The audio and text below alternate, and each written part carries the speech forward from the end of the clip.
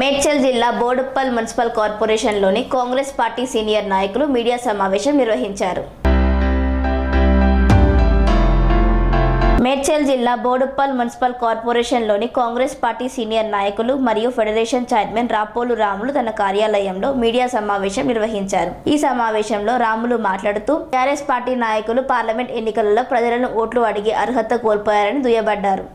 గత 10 సంవత్సరాలుగా కేంద్రంలో బీజేపీ పార్టీ, రాష్ట్రంలో టీఆర్ఎస్ పార్టీ ప్రజలకు ఇచ్చిన హామీలను తుంగలో తొక్కారని, బీజేపీ నాయకులు దేవుని పేరు చెప్పి ఓట్లు అడుగుతున్నారని, రాముడు అందరి వాడని, బీజేపీ పార్టీకి చెందినవాడు కాదని, ప్రజలకు మతాల వారీగా చిచ్చు పెట్టుకుంటూ సిగ్గు లేకుండా ప్రజలలో ఓట్లు అడగడానికి వస్తున్నారని ఆగ్రహం వ్యక్తం చేశారు. బీఆర్ఎస్ ప్రభుత్వంలో గత 10 సంవత్సరాలుగా ఏ పని చేయకుండా ఎన్నో అక్రమాలు చేసి కాళేశ్వరం ప్రాజెక్టులో మరియు లిక్కర్ స్కామ్లో, ఫోన్ ట్యాపింగ్లో మరియు ఎన్నో అక్రమాలు చేసి ప్రజలను తప్పుదోవ పట్టించి సిగ్గు లేకుండా ప్రజలను ఓట్లు అడుగుతున్నారని ఎద్దేవా చేశారు.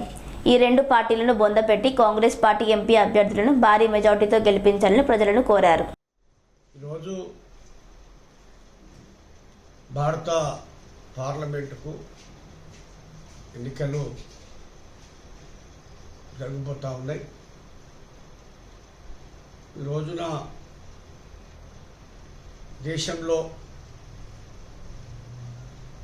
పరిస్థితులను ఒక్కసారి మనం చూస్తే గత 10 సంవత్సరాల క్రితం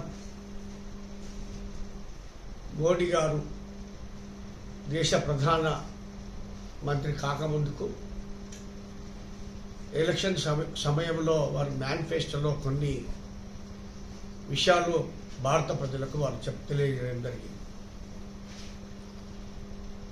మోడీ అంటే ఒక నమ్మకం, ఒక భరోసా, 3 సార్లు గుజరాత్ ముఖ్యమంత్రి అయ్యిండు, బాగా చేసినాడు, ఒక పేరు ఉందని చెప్పి ఆయనను ప్రధానమంత్రి అభ్యర్థిగా పెడితే వారు అప్పుడు ఎలక్షన్ సమయంలో వారు గెలిస్తే మేము ఏమేం చేస్తామో అని చెప్పి కొన్ని వాళ్ళు చెప్పడం జరిగింది.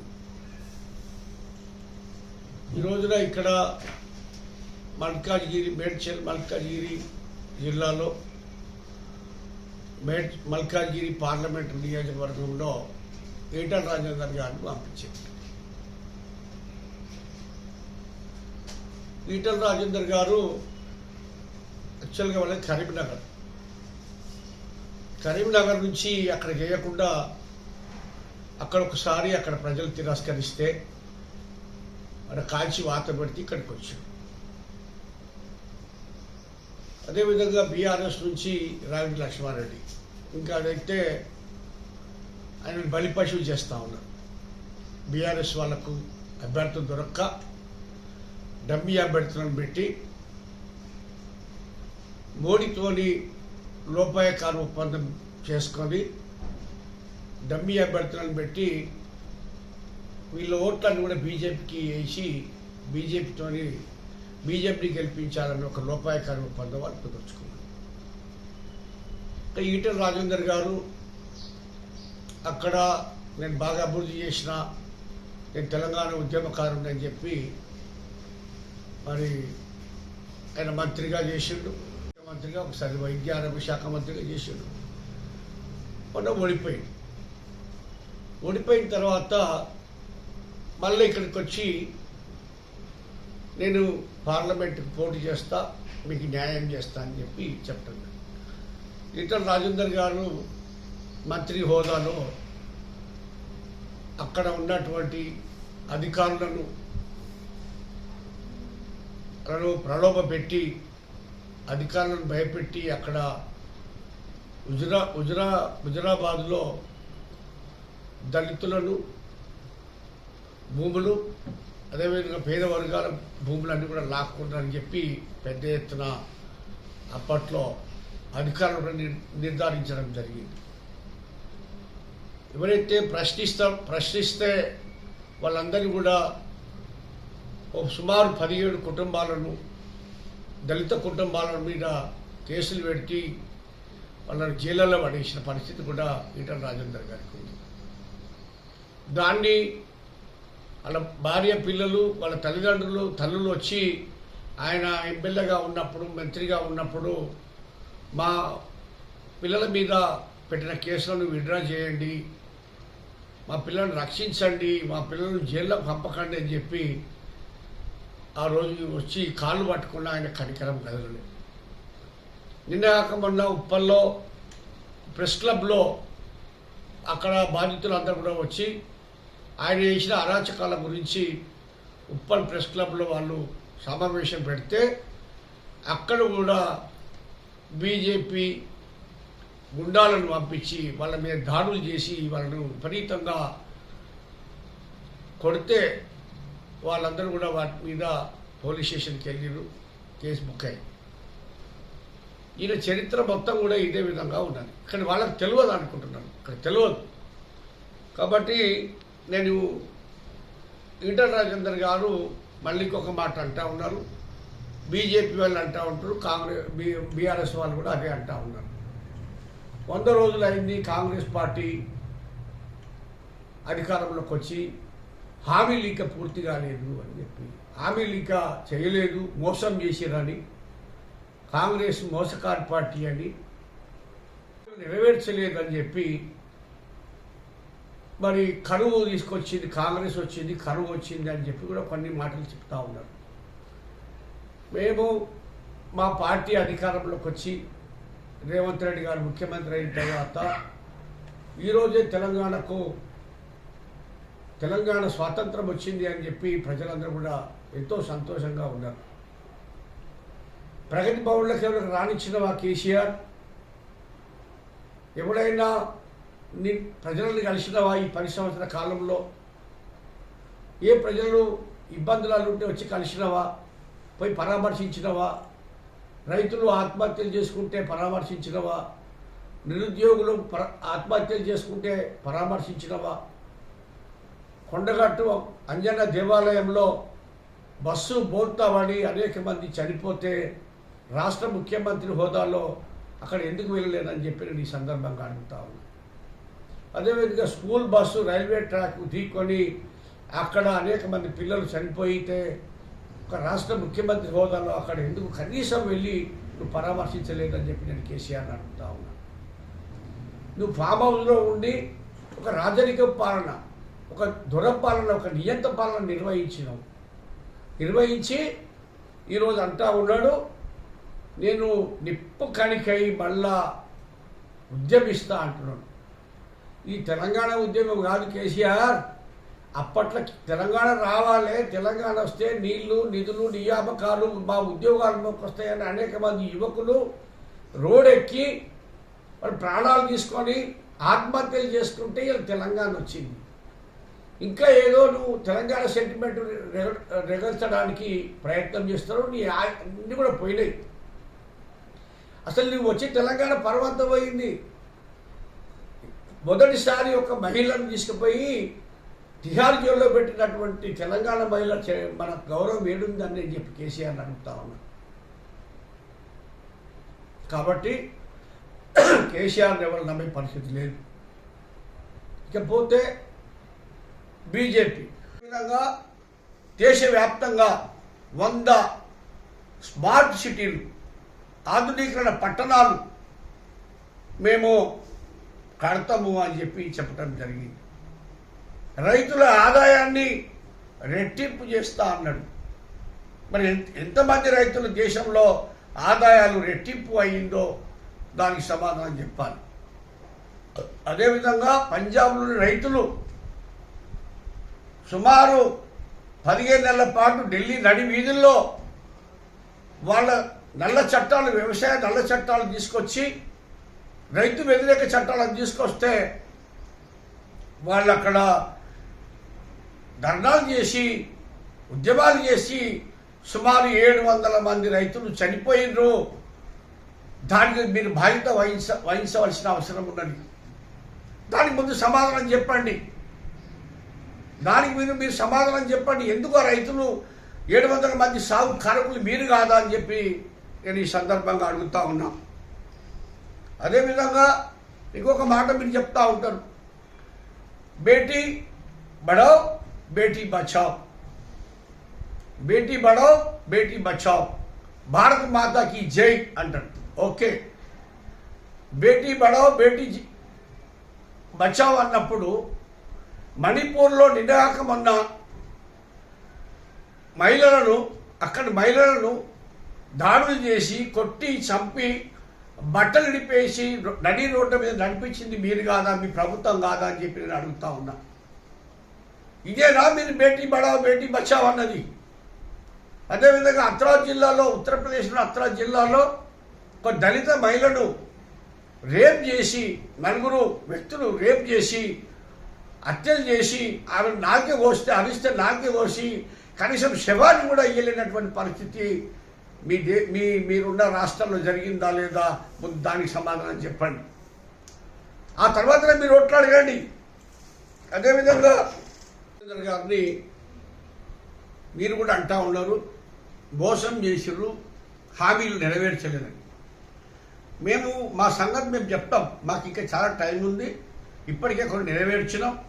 ప్రజలందరూ ఆడపడుచులు అందరూ కూడా బస్సులలో వెళ్తూ ఉన్నారు. 200 యూనిట్ల కరెంటు ఫ్రీ ఇస్తూ ఉన్నాం. అదేవిధంగా 10 లక్షల రూపాయలు మరి ఆరోగ్యశ్రీ కూడా పెంచడం జరిగింది. 30,000 ఉద్యోగాలు కూడా మొన్న నియామక పత్రాలు ఇవ్వడం జరిగింది. ఈలోగా కోడ్ వచ్చింది. దానివల్ల ఈరోజు కొంత పనులు ఆగిపోయినాయి, అమలు ఆగిపోయినాయి. తప్పకుండా అవి నెరవేర్చేదాకా నిద్రపోమని చెప్పి కూడా మేము సందర్భంగా తెలియజేస్తున్నాం. కానీ మీ హామీల గురించి ఒకసారి గుర్తు చేస్తున్నా, ముందు వాడికి సమాధానం చెప్పి నువ్వు ఓట్లాడగలని చెప్పి నేను ఈటల రాజేందర్ గారిని కోరుతా ఉన్నా. ఇదే ప్రశ్న నేను కిషన్ రెడ్డిని కూడా అడుగుతా ఉన్నా, మీ బండి సంజయ్ని కూడా అడుగుతా ఉన్నా, మీ లక్ష్మణ్ గారిని కూడా నేను అడుగుతా ఉన్నా. ఒకటి, సంవత్సరానికి 2 కోట్ల ఉద్యోగాలు మీరు ఇస్తా అన్నారా లేదా? మీరు ఇచ్చి ఎన్ని ఉద్యోగాలు ఇచ్చిందో ముందు వారికి సమాధానం చెప్పండి.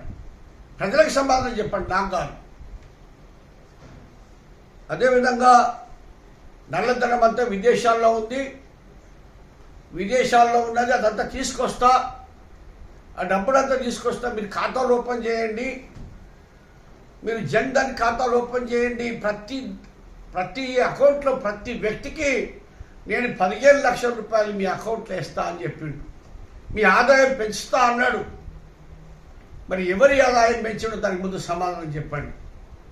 మీరు పెంచిన ఆదాయం ఆదానీలకు, అంబానీలకు,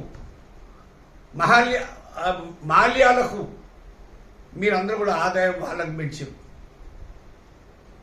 పేద ప్రజలకు పెంచినా దానికి సమాధానం చెప్పాలని చెప్పి నీ సందర్భంగా అడుగుతా ఉన్నా. అదేవిధంగా అందరికీ కూడా ఇల్లు ఇస్తా అన్నారు.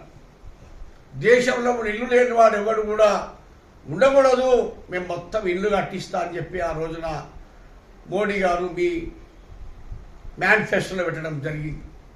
ఎంతమందికి ఇల్లు కట్టించిందో లెక్కలతో సహా ప్రజలకు సమాధానం చెప్పాల్సినటువంటి మరి అవసరం ఉంది అని చెప్పి నేను మిమ్మల్ని అడుగుతా ఉన్నా. వస్తా అంటున్నాడు. అయ్యా మోడీ గారు, మీరు ఇంత దిగజారి మాట్లాడతారని ఎవరు కూడా ఊహించరు. మీరు ఈ 50 సంవత్సరాల గతంలో పాలించినటువంటి మన్మోహన్ సింగ్ ప్రభుత్వం 10 సంవత్సరాల ఉంది. అంతకుముందుకు పివి నరసింహారావు గారి ప్రభుత్వం ఉంది, నెహ్రూ గారి ప్రభుత్వం ఉన్నది, ఇవన్నీ ఇందిరాగాంధీ గారి ప్రభుత్వం ఉన్నది, రాజీవ్ గాంధీ గారి ప్రభుత్వం ఉన్నది. దేశంలో మరి ఎంతమంది సంపదను ముస్లింలకు పంచారో మీరు ఒకసారి లెక్కలు తీయగలుగుతారా? లెక్కలు తీస్తారా? ఎందుకు ఈ అబద్ధాలు? ఎలక్షన్ కోసం ఇంతనా? ఎలక్షన్ కోసం పేద ప్రజలను ఇంత మభ్య పెడతారా? ప్రధానమంత్రి హోదాలో ఉండి మీరు ఎన్ని అబద్ధాలు ఎలక్షన్ కోసం, మీ రాజకీయాల కోసం ఇవన్నీ చేస్తారా? అదేవిధంగా రామాలయం కట్టాం. మరి రాముడు అంటే రాముడు బీజేపీ దేవుడు కాదు. రాముడు భారతదేశ ప్రజల యొక్క విశ్వాసమైనటువంటి, నమ్మకమైనటువంటి, వాళ్ళు నమ్మేటువంటి దేవుడు రాముడు. నీవు ఒక బీజేపీ దేవుడు రాదు. కాంగ్రెస్కి ఒక రాముడు, బీజేపీకి ఒక రాముడు, ఇంకొక పార్టీకి ఇంకొక రాముడు ఉండడు. రాముడు ఒక్కడే. అది భారతదేశ ప్రజల విశ్వాసానికి ప్రతీక. రామాలయం అయోధ్యలోనే ఉందా? మా దగ్గర లేదా? భద్రాచలంలో మాకు రామాలయం లేదా? మేము అక్కడ వెళ్తాం. కాబట్టి మీరు దేవుడిని తీసుకొని అడ్డం పెట్టి ఇలా ఓట్లు అడుగుతున్నారంటే ఇంతకంటే నీచమైన చర్య ఉందా అని నేను అడుగుతా ఉన్నా బీజేపీ వాళ్ళు. కాబట్టి మీరు ఎంతసేపు వీళ్ళు హామీలు నెరవేర్చలేదు, వీళ్ళు 100 రోజులు అయిపోయి 100 రోజులకైనా మరి నువ్వు ఆగమాగమై ప్రజలను ఇట్లా చెప్తా ఉన్నావు. ప్రజలకు నువ్వు 10 సంవత్సరాలలో ఎందుకు చేయలేదని చెప్పి నేను ఈటల రాజేందర్ గారిని, లక్ష్మణ్ గారిని, బండి సంజయ్ని, అదేవిధంగా కిషన్ రెడ్డిని అడుగుతున్నా. ముందు వీటికి నేను ఈ సమాధానం చెప్పిన తర్వాత మీరు ఓట్లాడినండి. మీరు కాంగ్రెస్ విమర్శించరిస్తారా? మీరు ఎంత త్యాగా ఈ దేశం కోసం మీరే చేసిన త్యాగాలు.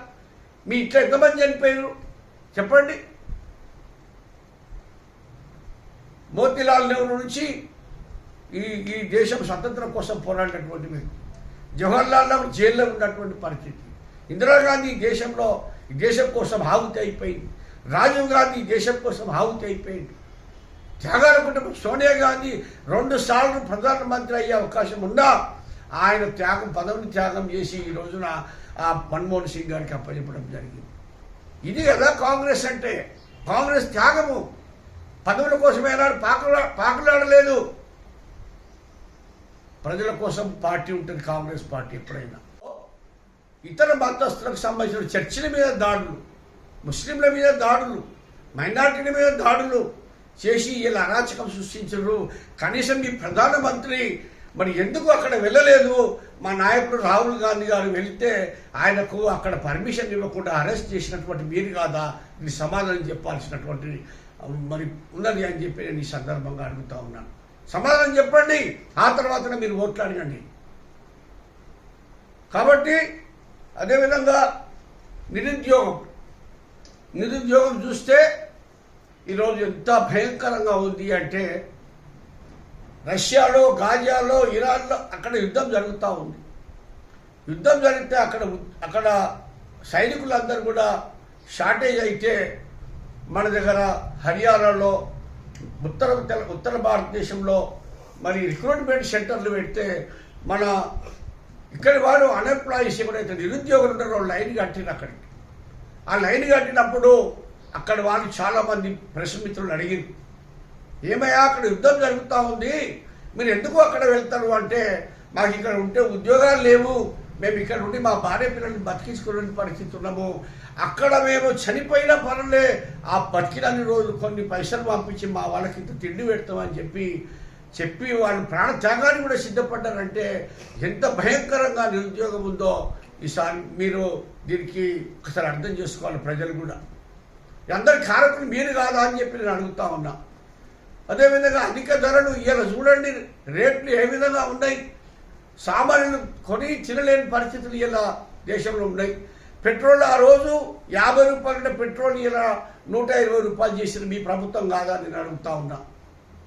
ఈరోజు బంగారం రేటు చూస్తే 70,000, 75,000.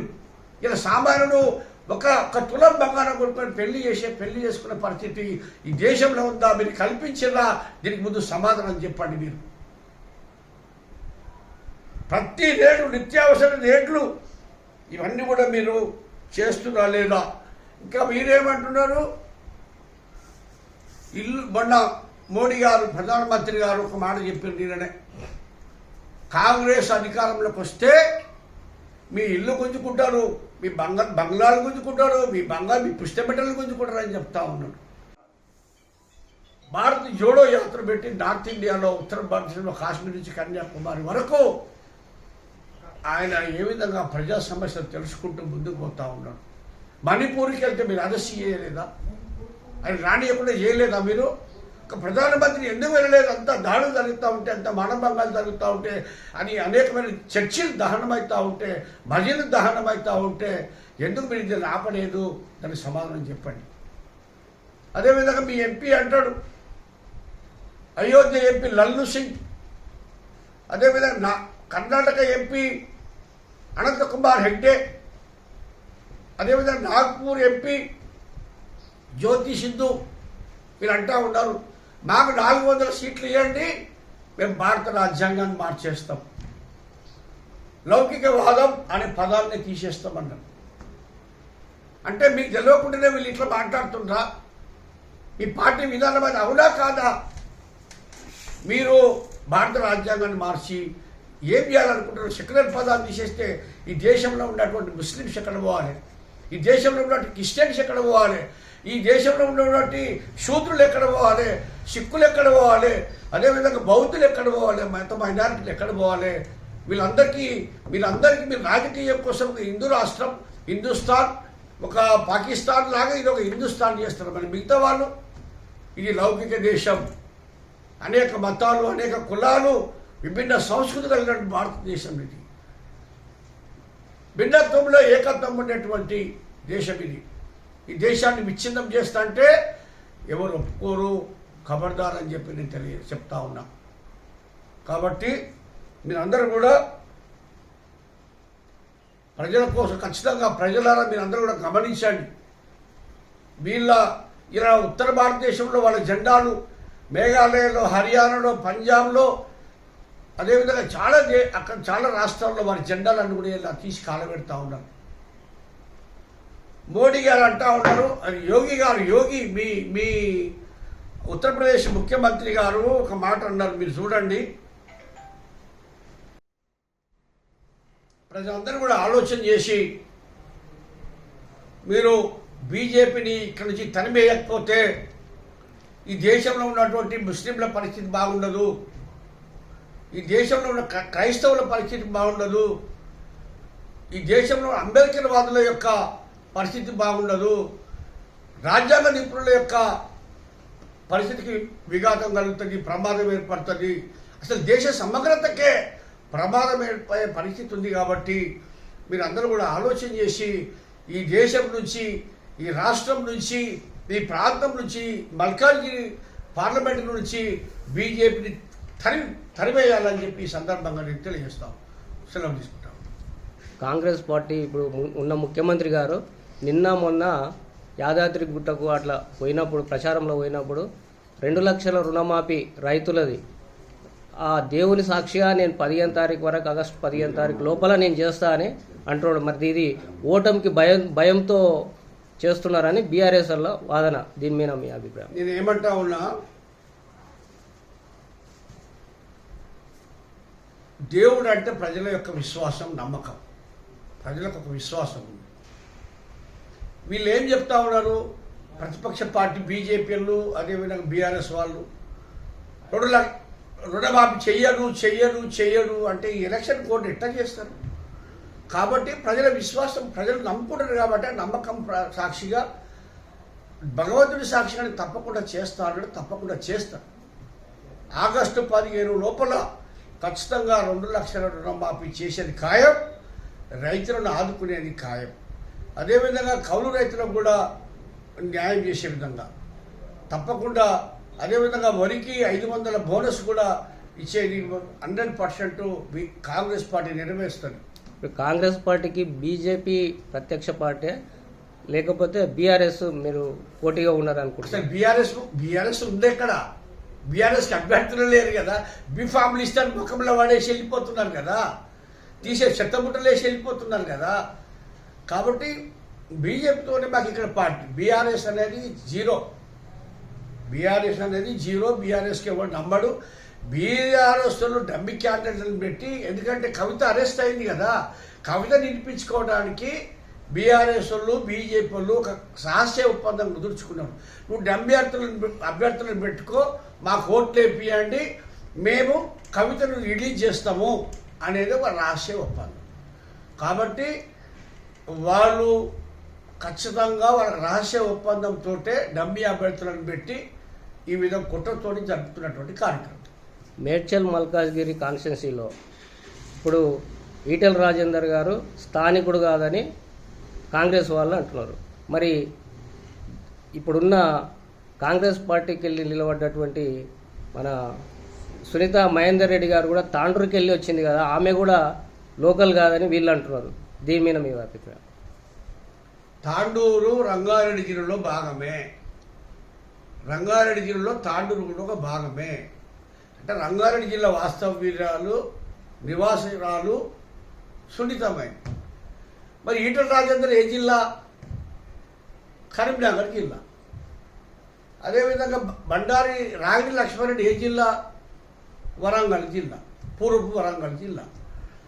రంగారెడ్డి జిల్లా పుట్టిన వాళ్ళు స్థానికులు అవుతారా, కరీంనగర్లో స్థానికులు అవుతారా, వరంగల్లో స్థానికులు అవుతారా? 3 సార్లు ఈ ప్రాంతానికి జిల్లా పరిషత్ చైర్పర్సన్గా పనిచేసి 2 సార్లు రంగారెడ్డి జిల్లాకు మొత్తం రంగారెడ్డి జిల్లాలో ఇది భాగమే కదా, మరి స్థానికురాలే కదా. ఇప్పుడు వికారాబాద్ సపరేట్ అయిపోయింది, మూడు జిల్లాలు అయిపోయింది. మేడ్చల్, రంగారెడ్డి, వికారాబాద్ అయింది. వికారాబాద్ పోయింది. కాబట్టి ఖచ్చితంగా సునీతా మహేందర్ రెడ్డి గారు స్థానికురాలే. వాళ్ళు కాదు అంటే రంగారెడ్డి జిల్లాలో ఒక భాగం ఉంటేనే నువ్వు స్థానికులు కాదంటే నువ్వు కరీంనగర్ కదా, నువ్వు వరంగల్ కదా, మరి నువ్వెట్ట స్థానికురాలు అవుతావు? కాబట్టి ఖచ్చితంగా సునీతా మహేందర్ రెడ్డి గారు స్థానికురాలు, రంగారెడ్డి జిల్లా నివాసురాలు. రంగారెడ్డి జిల్లాలో 3 సార్లు జిల్లా పరిషత్ చైర్పర్సన్గా పనిచేసిన అపారమైన అనుభవం ఉంది. అందులో మొట్టమొదటిసారి మేడ్చల్ మల్కాజ్గిరి కాన్స్టిట్యున్సీలో మొట్టమొదటిసారి ఒక మహిళకు అవకాశం ఇచ్చింది కాంగ్రెస్ పార్టీ. ఇంతవరకు ఎవరు ఇయ్యలే, ఇక్కడ నుంచి ఏ పార్టీ వెళ్ళే చరిత్రలోనే, ఈ పార్లమెంటరీ వ్యవస్థ చరిత్రలోనే మొట్టమొదటిసారిగా ఒక మహిళకి ఇచ్చినటువంటి ఘనత కాంగ్రెస్ పార్టీ.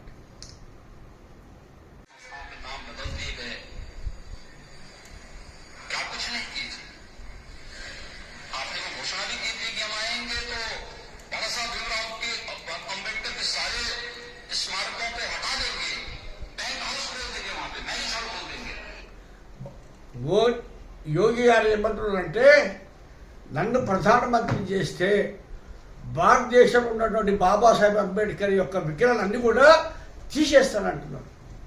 దీన్ని బట్టి ఏమర్థం చేసుకోవాలి ఈరోజు ప్రజలు?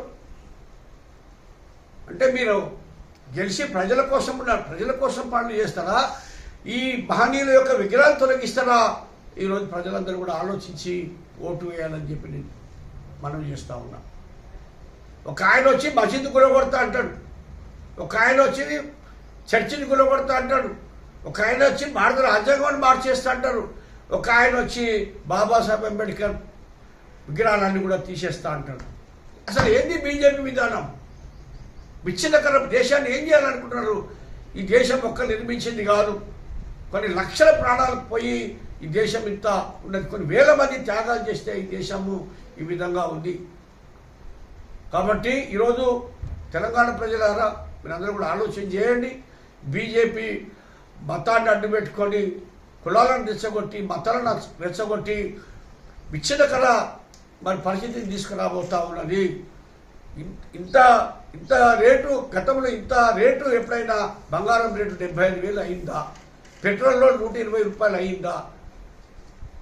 సామాన్యులు ఎక్కే రైలు, ప్యాసింజర్ రైలు తీసేసి వందే మాతరం పెట్టినాం. వందే మాతరం అంటే ఏంది? విపరీతమైన రేటు. ప్యాసింజరు అత్యంత తక్కువ రేటు గల ప్యాసింజర్ తీసేసి ఇలా చేసి ప్రభుత్వ సంస్థలు అన్నీ కూడా నిర్వీర్యం చేసి ప్రైవేట్ వాళ్ళకి అమ్మింది నిజం కాదా? ఇలా ఇండియన్ ఎయిర్లైన్ తీసి ఎవరికి టాటా వాళ్ళకి ఇచ్చినాం.